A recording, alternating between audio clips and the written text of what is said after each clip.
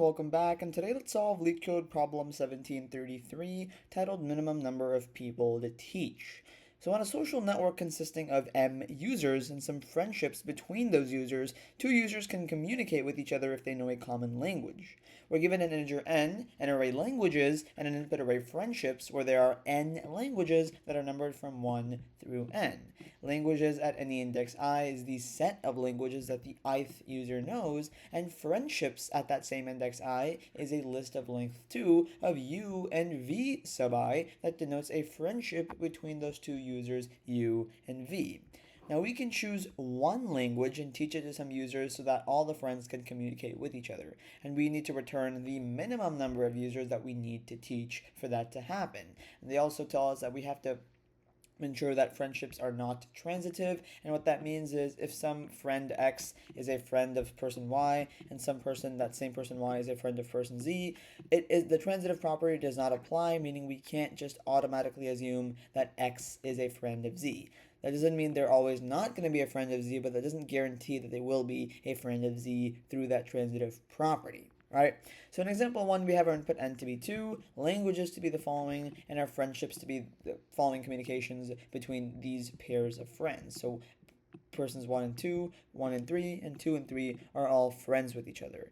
And in this case, we have an output of 1, because that is essentially, again, the minimum number of users that we need to teach, right? And basically, we have to do that so all the friends can communicate with each other. And why does that work? Well, we really have an option here. We can either teach user 1, right here, or we can teach user 2 the first language, right? So user 1 would learn the second language, or user 2 would learn, or rather, user 1 would learn the second language, and user 2 would learn the first language, and so they'd share those languages and communicate with them through all the other friends, and so that all the communications would uphold to be true, right? Applying that same logic in example 2, n is 3, these are our languages, and the friendships are these following communication pairs of friends. In this case, we actually need to teach a minimum of 2 different people or 2 different users so that all the friends can communicate with each other, right? We can teach the third language to user 1, right? That way he could communicate with 4 and 2, and then we could teach the third language to user 3 as well. That way he could communicate with 4 and 2 as well. That would be 2 users to teach, and that is the minimum. Of course, we could teach everyone all the languages, except that really wouldn't be necessary. That would be redundant, as we want to teach the minimum number of users possible, which in this case is 2, ensuring that still all of the people, or rather friends, can communicate with each other. So for the constraints here, we see that n is going to be between 2 and 500. The number of languages we have is going to be equal to m, where that value is between 1 and 500. The length of any languages at index I is going to be between 1 and n, and any languages at index I, index j is always going to be less than n, of course, and any value u and v is always going to be between 1 and the length or the number of languages that we have. And the number of friendships that we have in terms of pairs is also always going to be between 1 and 500. And just another couple, kind of constraints here, ensuring that what the problem statement said was true, and that we're always going to have kind of valid inputs according to the problem statement, if you will. Which leads us to the main kind of solution structure and the main observations that we really need to make to be able to solve this problem, right? And how would that really work? Well, first of all, we could actually convert each person's language list, if you will, right? Because that's how we're given the languages and the examples here.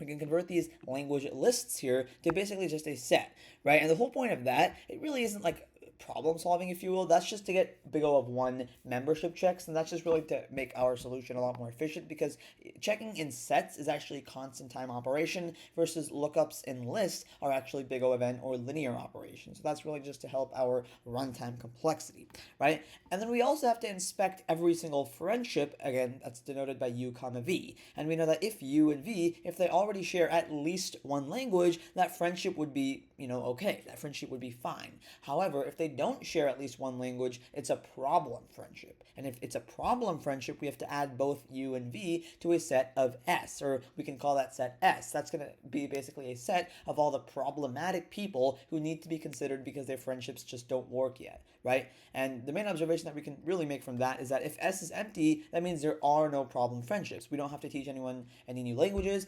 There's 0 problem friendships at the start as in our input, and so the answer would just be 0. However, if the if the problem set S is not empty, then we do have to make changes. We do have to actually teach people. Our answer would not be 0. And the way that would work is for each language L in between 1 and n, we'd count how many people in that problem set S already know that language L.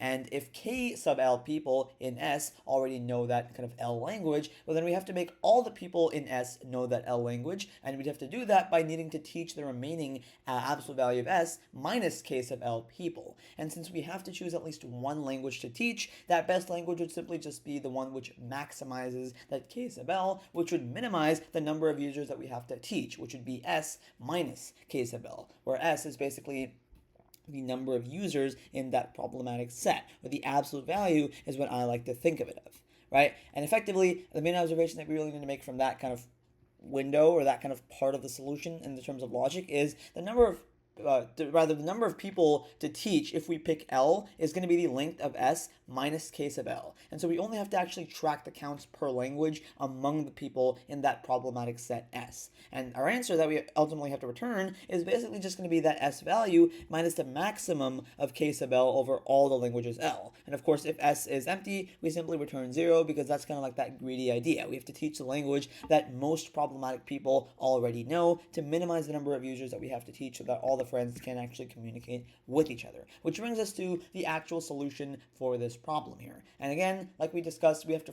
first actually convert this to a list, to a set from that language list. And so I'm going to call it language, or rather just lang sets.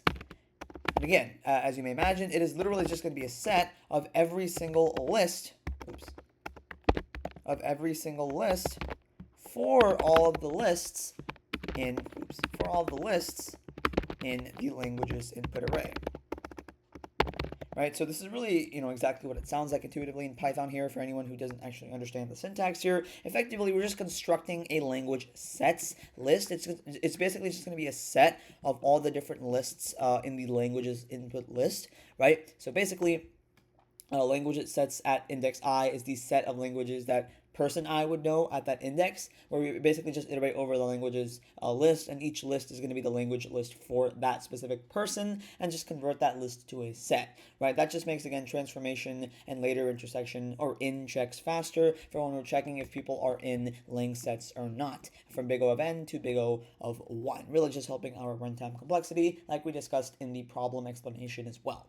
Now, we then have to actually initialize that, bad or problematic set S. And I'm literally just going to call it bad people. You can call it problematic or whatever. I don't want to type that out every time I want to refer to this data structure. So I'm just going to call it bad people to still keep it intuitive as well, right? And effectively, the whole point of this bad people set intuitively is just to actually initialize that empty set bad people, which would contain those zero-based indices of people who appear in at least one friendship pair that has no shared language. And again, why are we using a set? To basically just avoid any double counting the same person across multiple problematic pairs, to avoid any excessive people, right?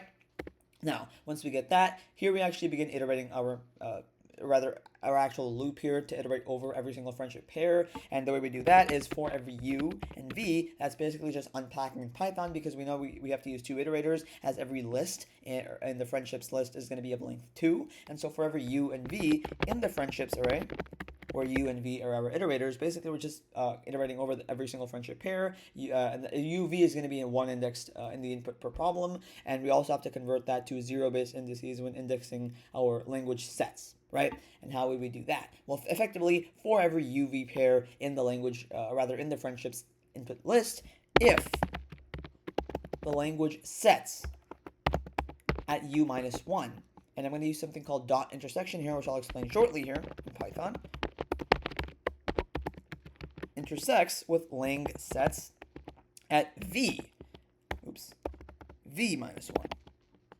And the whole point of this kind of intersection logic here is basically we're checking if person u and person v already share at least one language, right? So u minus 1 and v minus 1, it does nothing but just convert them to zero-based indices so that we can actually access them in the lang sets list, because that's 0 index rather than being 1 index like friendships list. And from there, dot intersection simply just returns a set of the common languages. If it's non-empty, Python simply treats it as like truthy, if you will, right? So if that intersection is non-empty, they can already communicate, we don't need to do anything for the friendship. However, if it is empty, then we have to actually do it. We have to actually do work for it. Why? Because it's a problematic pair, right? They don't actually share any languages, right? So that's what we're checking here.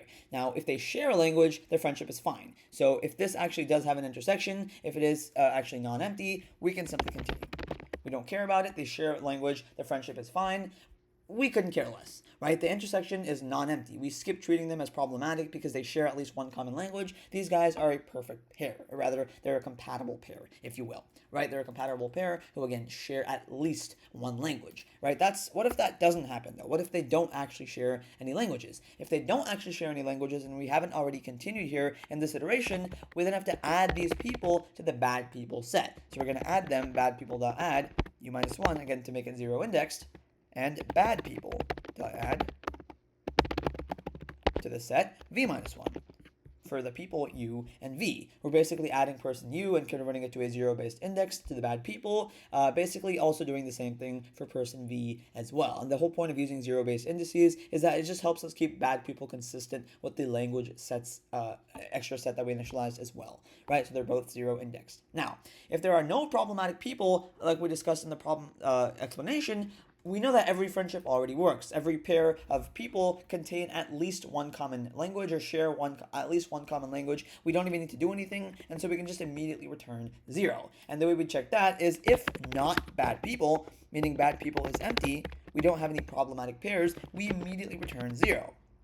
Right? Because if bad people is empty, no friendship actually, kind of lacked that common language, and so we don't need to actually teach anyone anything because they already have all the knowledge to be able to communicate with all of their friends. We simply return 0.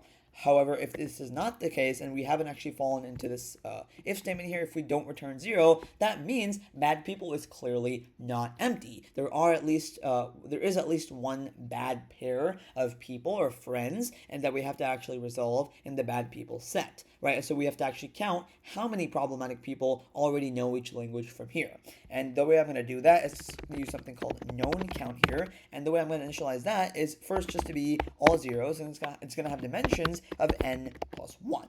Right? And this list known count of size n plus 1 is basically all going to be initialized to zeros, and we're going to use indices from 1 to n for all the languages that we have from our input.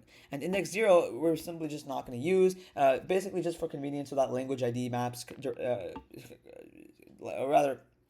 that language IDs map directly to their indices, right?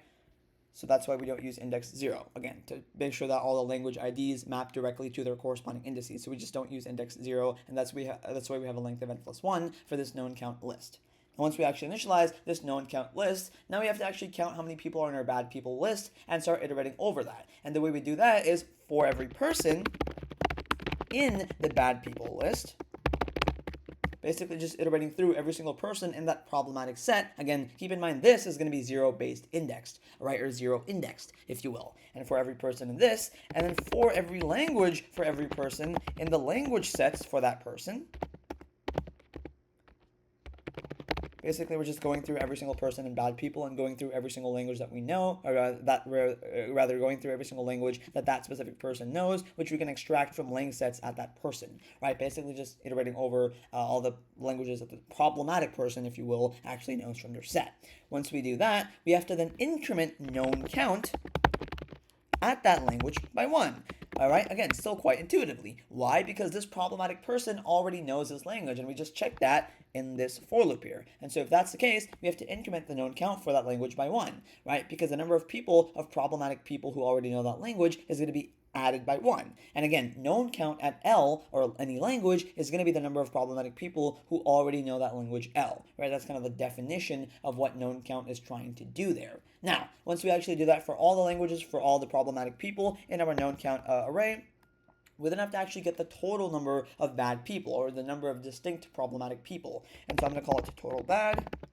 Oops, don't want a plus sign there. And it's basically just going to be the number or length of the bad people.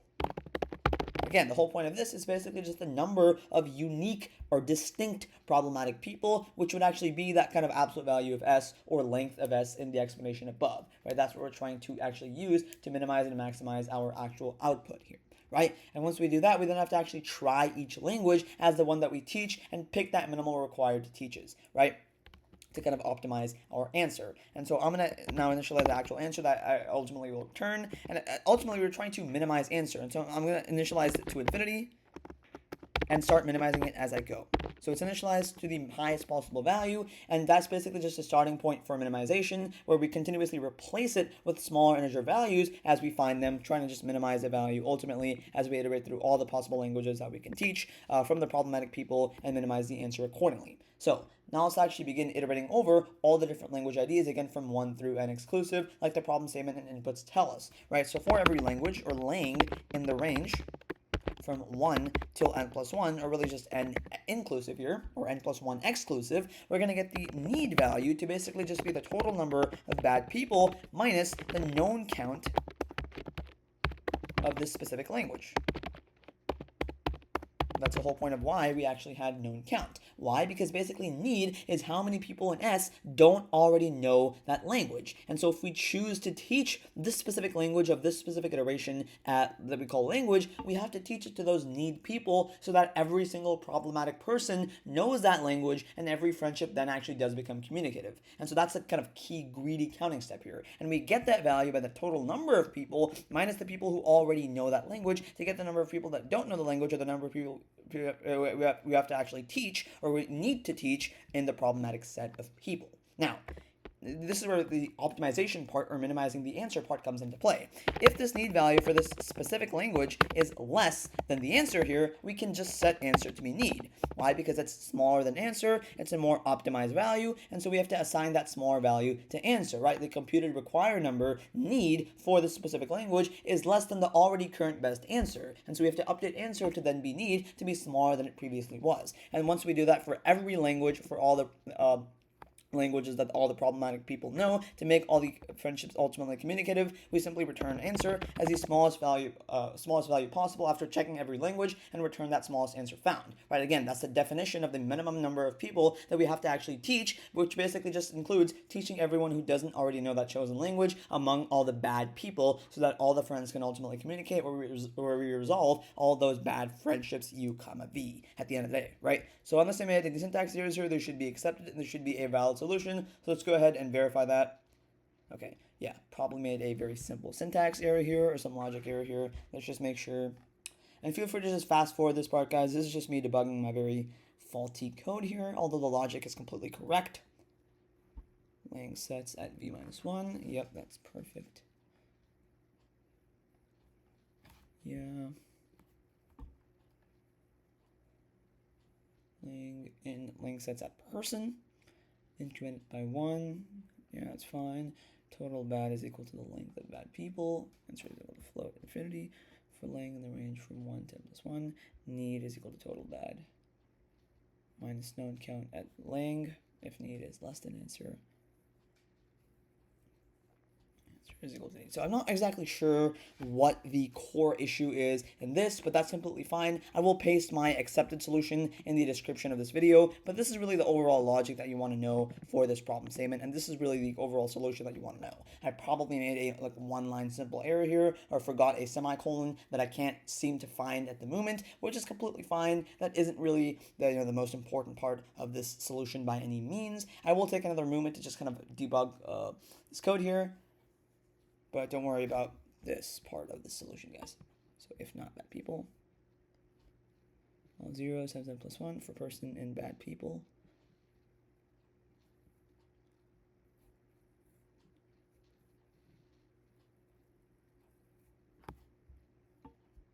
Interesting. Okay, yeah. Answer is equal to float.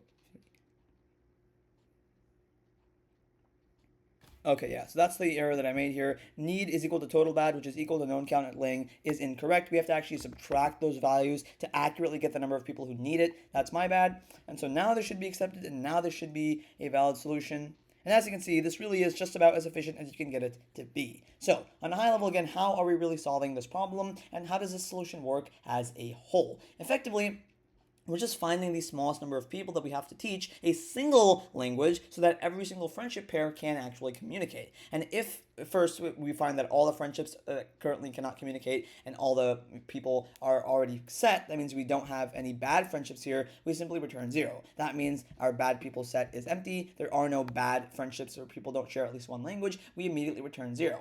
However, we first, if that's not the case, find all the friendships that currently cannot communicate and then collect all the people involved in those bad friendships if the bad sets is not empty. And for those people, we then count how many people already know each language. And if k problematic people already know the language L, we only need to teach the other s minus k people that language L. And so we basically have to try that logic for every language and choose the language that minimizes that value s minus k, or the number of people that we have to teach. And if, of course, again, there aren't any problematic friendships, the answer is simply 0. And again, what is that main observation at the end of the day that we really have to make here? This is a greedy kind of solution here. We never need to teach people outside of the set of the problematic people because they can already communicate with their friends. We only care about people that don't have at least one shared language between their friendships, people involved in at least one failing friendship. That's the only part that we care about, and we're trying to minimize that value, and hence why this is a greedy solution. Which brings us to the runtime and memory complexity here. For the runtime complexity here, it really just is big O of pk plus mk plus n. Why? Because let me just kind of initialize those variables. P is going to be the number of languages that we have, or the number of people. M is going to be the number of friendships that we have. K is the average number of languages a person knows, and that's going to be the total language entries, which is about P times K, and N is going to be the number of languages, right? And of course, the overall kind of runtime complexity here is going to be big O of pk plus mk plus n, right?